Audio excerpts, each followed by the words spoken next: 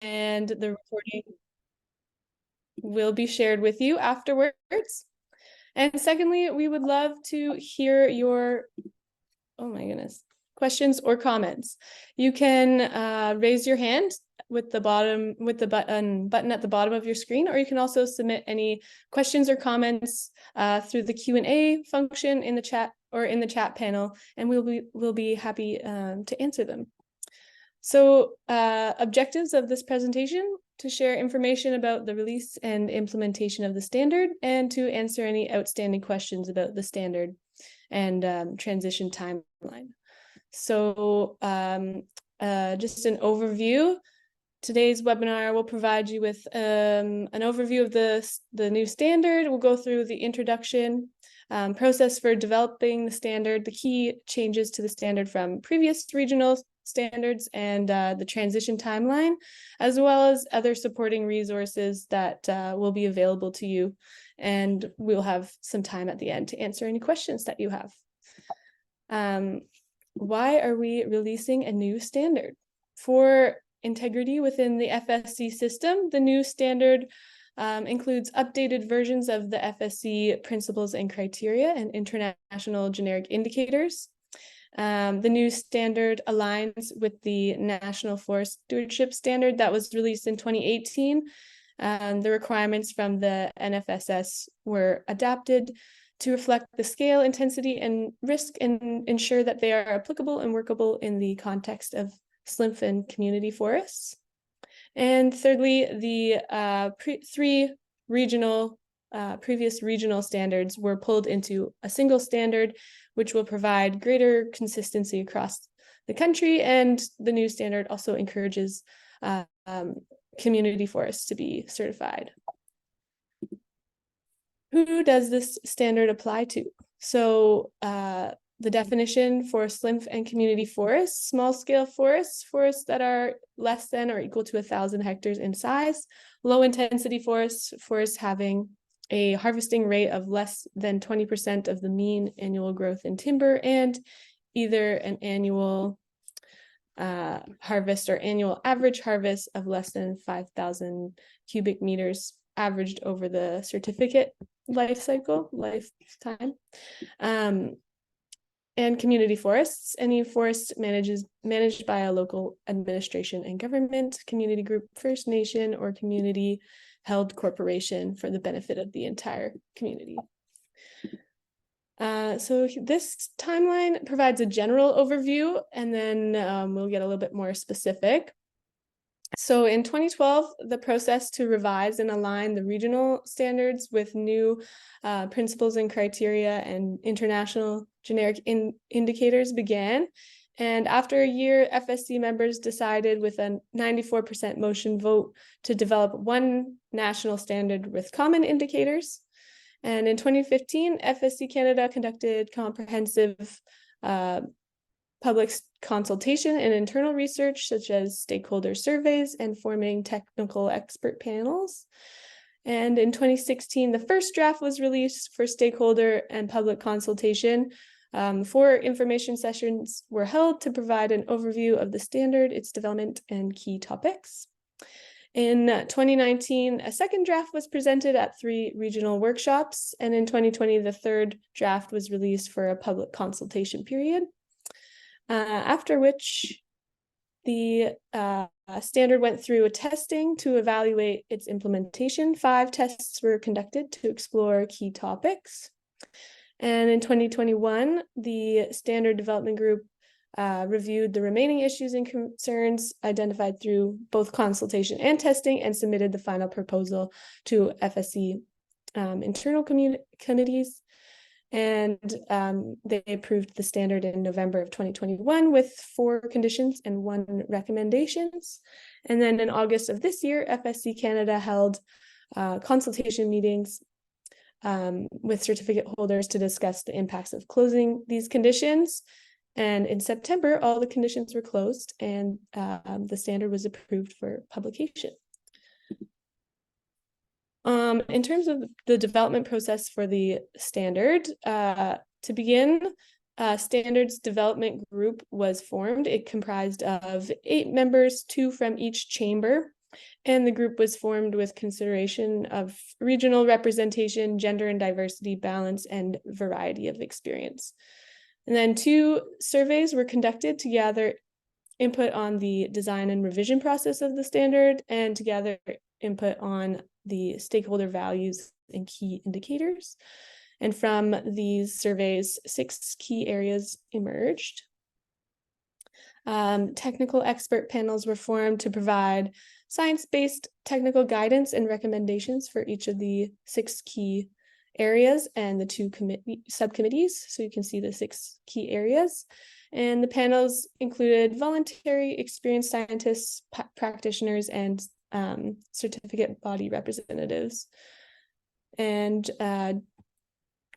so during the development of the first draft, the technical expert panel on scale, intensity, and risk reviewed and made recommendations on the proposed indicators. The standard development group evaluated the National Forest Stewardship Standard indicators to review which indicators were applicable and workable.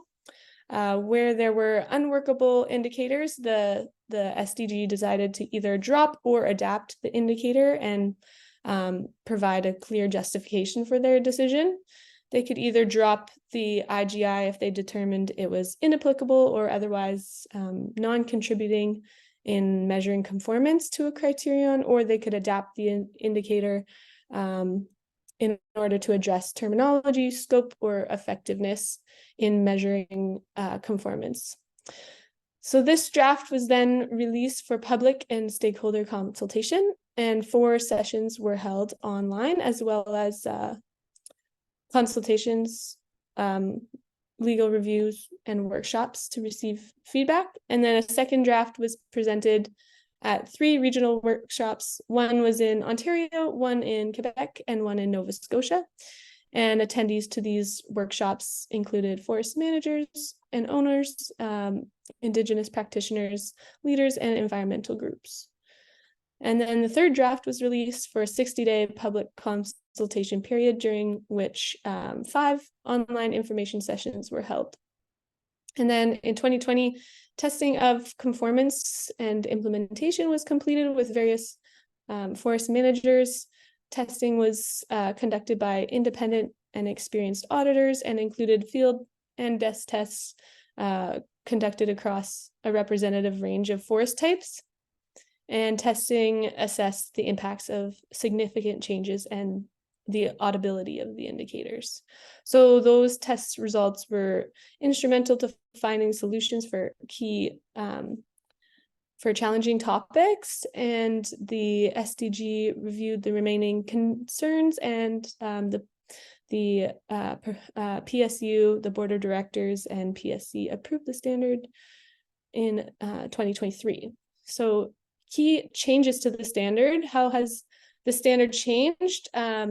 There are some new approaches and some changes from the previous regional standards and some differences from the National Forest Stewardship Standard. So the first is in complaints and disputes. The new standard has modified definitions or new definitions for complaints, disputes, and disputes of a substantial magnitude, and a more user-friendly structure to address the types of concerns raised by individuals or groups. And these changes will help to ensure the appropriate level of action is taken.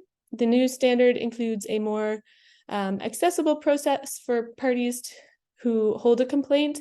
The standard now requires a system to receive and record complaints with more culturally appropriate engagement. As well, a cease of operations is now required with complaints of a substantial magnitude. Next key change, gender equality. So the new standard aligns with FSC's approach to promote gender equality and worker rights, including gender equity. So the new standard requires that measures are taken to promote gender equality and prevent gender discrimination in employment practices. And on Indigenous rights, the new standard enhances and clarifies free, prior, and informed consent as defined in the United Nations Declaration of Rights for Indigenous People. The standard requires awareness and identification of legal and customary rights through culturally appropriate engagement, and that ongoing FPIC, an ongoing FPIC process is established with Indigenous people. And the standard provides a constructive and process-oriented actions that promote relationship building and engagement to reach agreements, and clear guidance for applying FPIC within the group certificate and private landholder contexts. And in Conservation Area Network 6.5, key changes, the new standard requires that a minimum of 10% of the MU of the management unit is set aside as a conservation area in the network, and the new standard provides an expanded list of qualifying areas as outlined in 6.5.1, and some of these areas can include sample areas of native ecosystems, areas restored to natural conditions, areas of high conservation value, connectivity areas, or retention of unmanaged or aging forests. And a clear guidance is provided for SLIMF and community forest certificate holders who are applying this requirement, which can be seen in indicator 6.5.3. And lastly, high conservation value assessment and monitoring. The new standard requires the use of the national framework Annex C to complete the assessment, and it requires a review every 5 years involving engagement with stakeholders and Indigenous people. And it requires the implementation, status, and effectiveness monitoring of HCV areas. Lastly, something to note, even though certifying maple syrup is not directly in the standard, certificate holders can opt to include maple syrup as a non-timber forest product in the scope of their certificate. So making FSC claims on syrup is possible. It just requires meeting one additional indicator regarding food safety. And Elaine, is there anything that you wanted to add up to this point?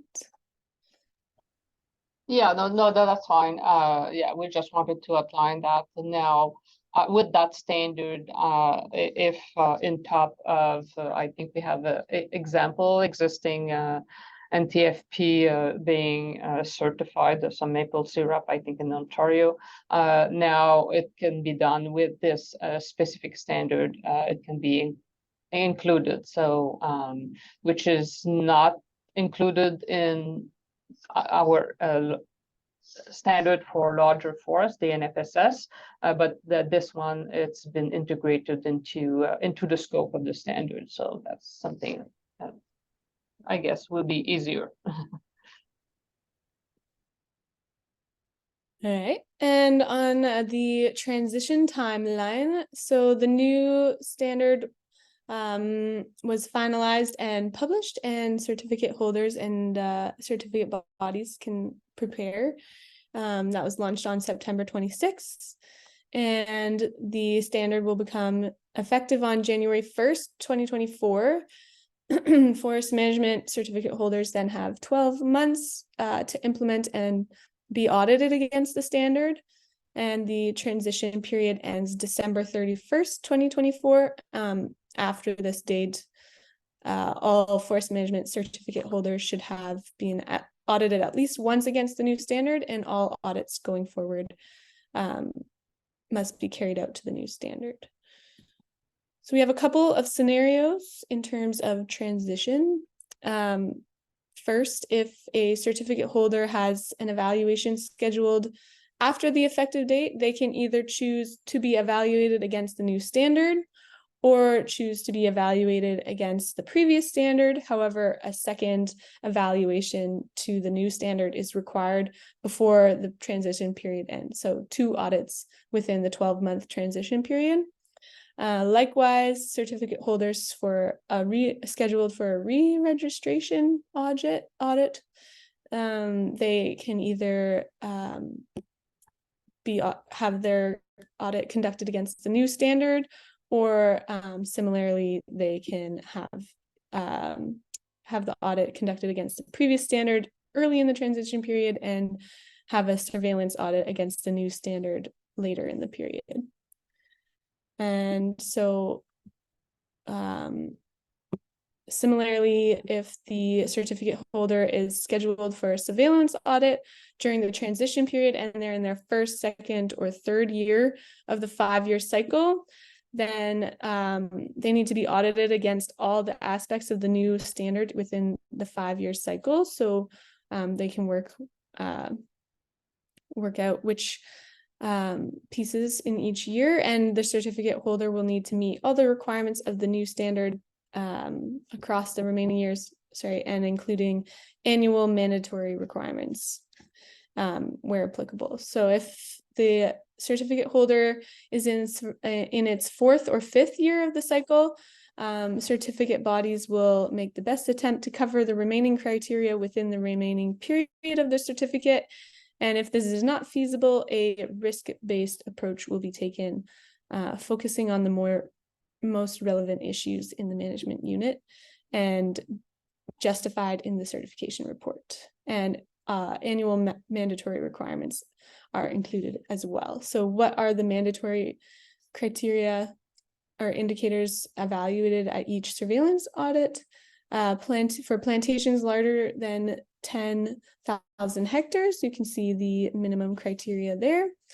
And similarly for non-plantation forests, unless the whole area meets requirements as a low intensity forest, and then as well for FMUs containing high conservation values, you can see the list of criteria there as well.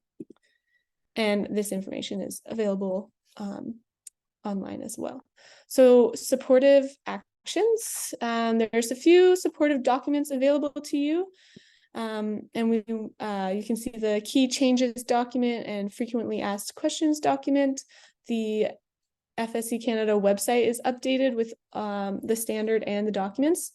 Yesterday we had the webinar in French and a recording's available, and today we are here today and we'll also have a recording available.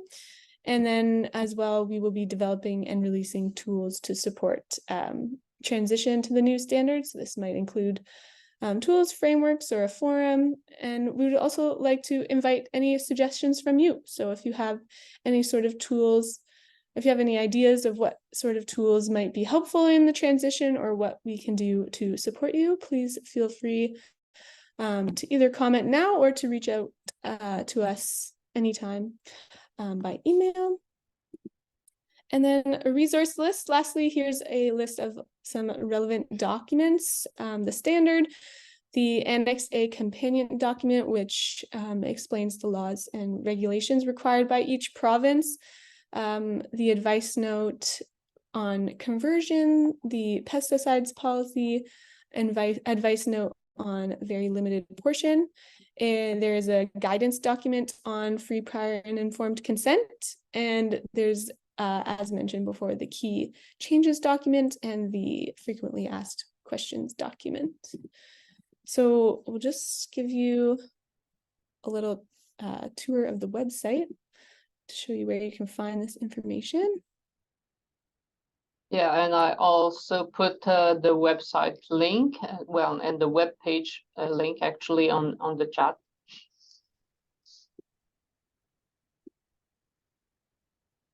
Where you can find all the documentation. Stop sharing.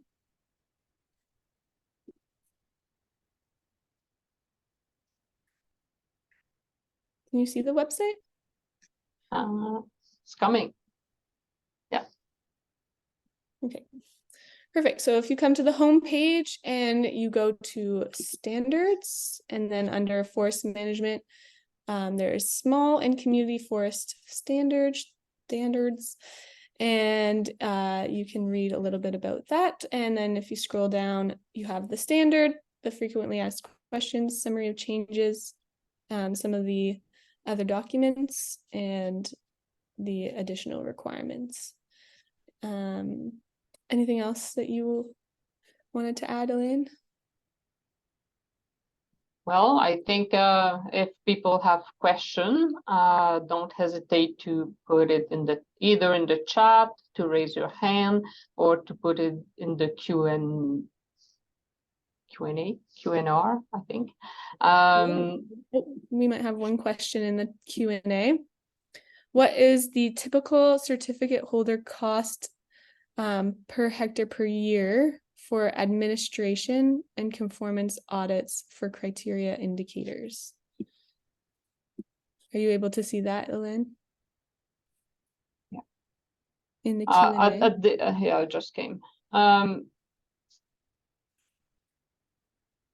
If one of the certificate holder want to answer that question, I mean, it's each cost, we don't have access to that, the cost for the audit.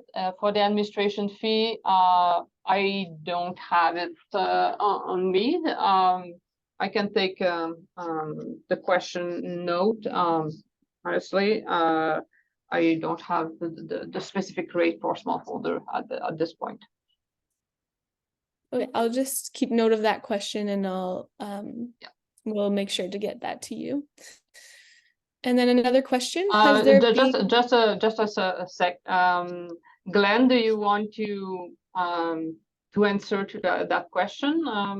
Yeah, if I didn't see who asked the question, but if they want to have an offline conversation about that, I'm happy to do so. Okay, yeah, Jeff, you can yeah, have contact Glenn if you want. I'll put my contact information there. Yeah. Okay, cool. Thank you. Okay, sounds good. Thanks a lot, Glenn. Yeah.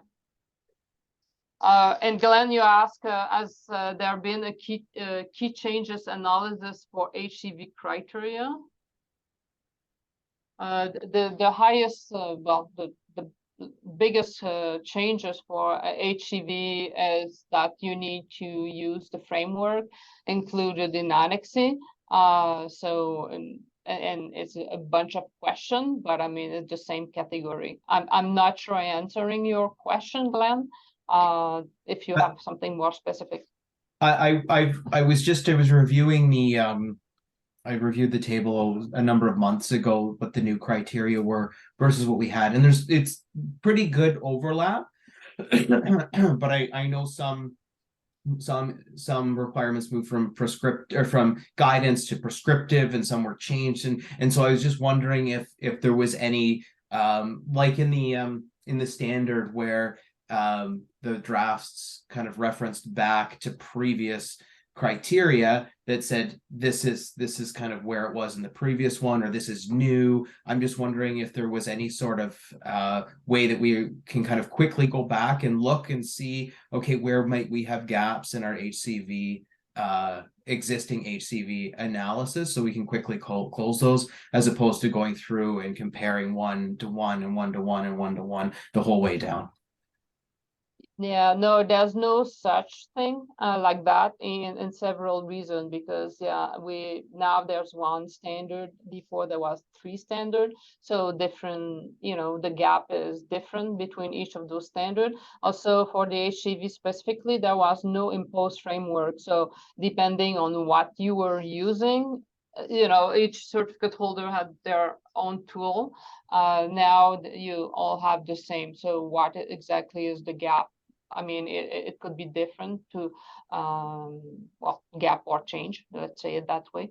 Could be different depending on what you were using in the past also. So, but I mean, we know there's, for the P9 in general, there's the differences, and we kind of put really the highlight of them, like the 5-year revision, the type, and the imposed framework. But in more detail, no, we don't have those things. Yeah, I didn't think so, given the variability between the old standards, but I wasn't sure if something had been done. No. I can see in the chat, we have Well, actually, maybe something to mention. I'll make a very important comment. Is that thanks to everyone involved for 11 years of effort to get this done. So yes, this is really important. All those volunteer people that's been working with us, and this is not only an FSC Canada product. It's the product of many people. And we have a list in the Annex F of the standard, the list of contributor. There's you're gonna find several pages of those people. Hopefully we didn't miss too many of them. But yeah, this is that contribution is key for FSC. So thanks a lot to all of you. Yeah, and regarding the same question about the fee, well, Glenn offered his help, but Monica also just put the link to the AAF policy, so the accreditation fee. Yeah, I don't have the answer on the top of my head, but if you follow the link that Monica put in the chat, you can find the document where the fee are mentioned. Another question has there been any discussion about reducing audit intensity for SLIMF and smallholder who have a good history of performance? This has been discussed internationally over the years. Yes, there's been many discussion around that. We have Vivian Peachy, who was part of a working group at FSC International, looking at that. Unfortunately, this is not in the rule of FSC, so it's not FSC Canada who is deciding that, but this is not something that we can do at this stage. Eventually, hoping it will come, but it's not. This is not a tool that can be used at this point. Another Peter asking, the conservation area requirement is it 10% for each individual management unit, or it can be 10% of the total area of the certificate? Well, you have an intent box on that regard, Peter, in the standard. There is some tweak around that, but in the group certificates, it can be, like I said, there's a couple of tweaks. I have to go back on that, but in the group certificate, I mean, some of them can help to the other. But we said, that's just what me. And it could depend also the size of each of those management unit, if it's under and over 50 hectare.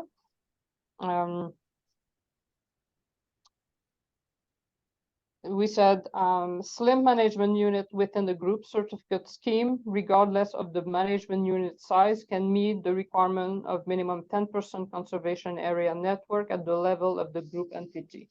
I think this should answer to your question, but there's a couple of other tweaks around there.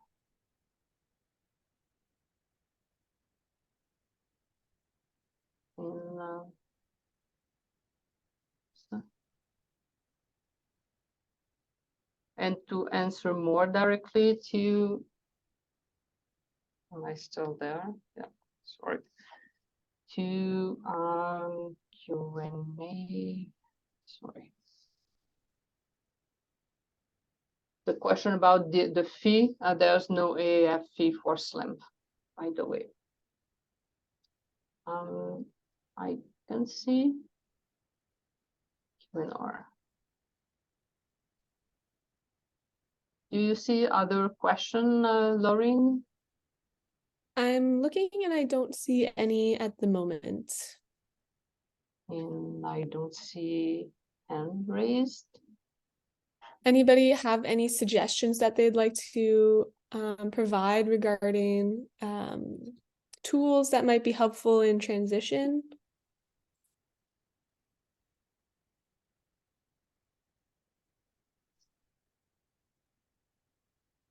Of course, I mean, I guess most of you are still exploring the new standard or trying to adapt to that. And on the way, anytime you can contact me or Lauren and discuss what could be helpful for you for the implementation of that standard. So, and we will see what we can do, what we can, if there's things we can develop. Of course, we cannot necessarily do the one by one, but if it's a tool that can be used by several of you, that could be something that could be interesting, and more chance that we're doing something on that.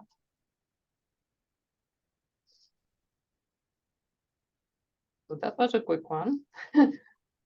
Half an hour. Any more questions? I don't see no hand raised. Elaine, Ross Congo, quick question on sort of the community forests or scale intensity and risk section of the standard. I'm reading it correctly when I look at the community forest section and there's no acreage cutoff requirements. So anything that's a community forest, community owned of any size can meet this standard. Do I read that correctly? Sorry, I missed, sorry, Joseph.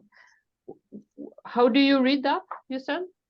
So when I look at the sort of it either has to fit the SLIMF definition or the community definition. The community definition does not have an acreage requirement. It could be of any size. Is that correct? That is correct. Good. I just wanted to check on that, make sure I'm reading the right areas of the standard. Thank you. Yes, you're correct. But the key aspect of a community forest is that all the benefit going back to the community. And this is what you need to demonstrate to be eligible to that. As long as it's everything going back to the community, you can be considered a community forest, whatever the size you are. It was, and that was something that the SDG struggled quite a bit for a while. And I mean, why putting 10,000 hectare? Why putting 50,000 hectare? Why putting 100,000 hectare? And there was no real justification, more capacity. That was not, anyway, with the observation on the ground, there was no really good reason in terms of size, and really the important aspect was really what is a community forest and what is the goal of it, and if you meet that goal, you could be eligible. I just want to comment that I'm very glad that the working group came to that decision, that we've had some community discussions about how this would look from a US context also, and we're coming to a very similar, I think, rationale perhaps. But anyways, I think that that's something that I would applaud the direction that the group took on that. I think that it's the right way to go. So thank you. Okay. Well, I mean, experience would tell us, but and that a couple of years of discussion, I have to admit. So not an easy one, but yeah, that's how we end up anyway for now. Yeah.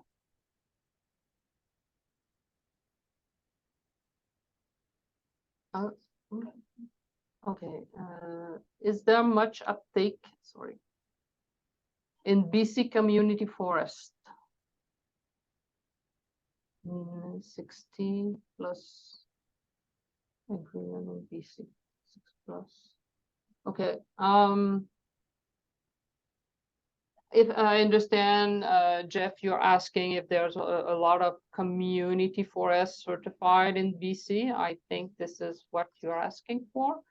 Well, I mean, I didn't know there was more than 60 plus the community forest agreement in BC. But at this point, we have 2 certified community forests in BC, and we're hoping that this standard will open up the door to have more. I mean, before there was no community forest. A community forest, large community forest, had to follow the same rules, exactly the same rules than large public land or large private land, whatever.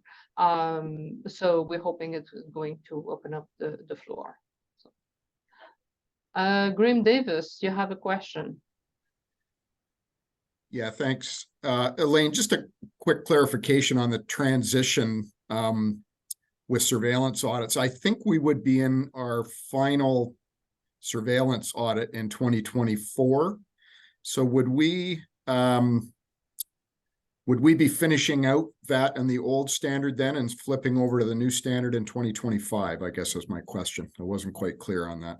Well, yeah, the ruling wants you to have an audit before the end of the transition time, an audit with the new standard. So what I recommend, I mean, in the last year, what we're saying is, I know is a bit vague, but when you are in the 2 last year of surveillance audit, the best thing is to talk with your CB. And see, the CB can use some kind of risk-based approach. Also, normally we'll have to do all the full standard, but I mean, because it's a surveillance audit, I mean, they got the experience with the national, the other transition time. So I think, and they may have the proper justification. But yeah, like Laureen put back the slide here. Yeah, it said the theory wants you that in every time you need to be audited to all aspects of the new standard within whatever the time remaining. So said that the CB should make best attempt to cover the remaining criteria, but if it's not feasible, a risk-based approach will be taken, focusing on the most relevant issue in the management unit, and they have to justify that. So so yeah, I recommend you to discuss with your CB. I know that some CB has developed some methodology to do that in the past. I don't know if your has. Probably you're the same. I'm pretty sure, yeah, they can answer probably better than me on that. But anyway, we can maybe discuss about that offline. But like I said, it's probably the risk-based approach that can be used. Otherwise, you can finish your 5th year, but it means that you're gonna need to do another audit before the end of the year with the new standard. Okay. Yeah. Thanks, Elaine. I think I saw another hand, but I lost it. Unless maybe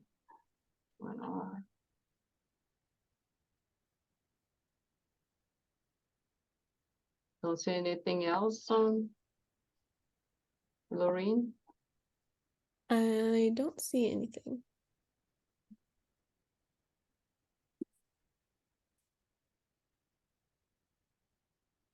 So last chance for question. I mean, no, it's not your last chance, actually. I should not say that. Anytime, if other questions come, I mean, we realize this is a really high level overview of the new standard. So anytime you can contact me or Laureen asking questions, we will do our best. Of course, yeah, in helping you to get into the proper direction. So if there's no more question, we will end this up. And like Laureen mentioned, the recording will be available. We will send you the link and also the presentation for your record. So thanks to all. Thanks a lot for participating to this webinar, and also, well, hope wish you good luck to implement the standard, and also don't hesitate to send us any feedback that will be really useful for us. So thank you. Have a good day. Bye. Thank you.